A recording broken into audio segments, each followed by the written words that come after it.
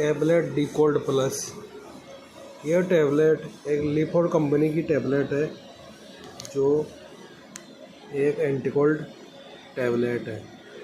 ये इस टैबलेट में एसाइक्लोफेनिक, पैरासीटामोल, फेनालेप्रिन हाइड्रोक्लोराइड, सेट्रिजिन हाइड्रोक्लोराइड और कैफीन ये सॉल्ट होता है। ये टैबलेट सर्दी, सर दर्द, बदन दर्द, खांसी, जुकाम, फ्लू, नाक से पानी बहना, छींके आना, एलर्जी, इन सभी प्रकार की बीमारियों में दी जाने वाली टैबलेट है जो कि सबसे अच्छी टैबलेट है।